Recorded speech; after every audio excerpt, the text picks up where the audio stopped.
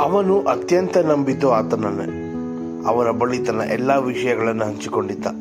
ಆದರೆ ಒಂದು ದಿನ ಅದೇ ಮಿತ್ರನನ್ನು ದ್ರೋಹ ಮಾಡಿದ. ಅವನ ಹೃದಯ ಮುರಿದು ಹೋಯಿತು.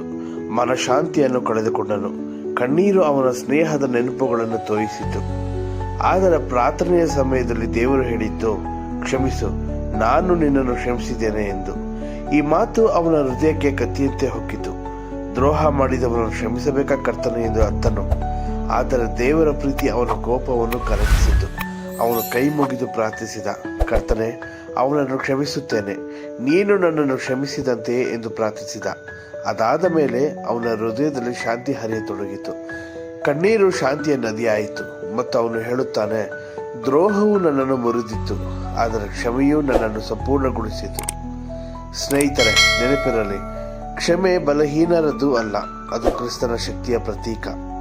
ದ್ರೋಹವು ಗಾಯ ಕೊಡುತ್ತದೆ, ಆದರೆ ಕ್ಷಮೆಯು ಆತ್ಮಕ್ಕೆ ಚೇತರಿಕೆ ನೀಡುತ್ತದೆ.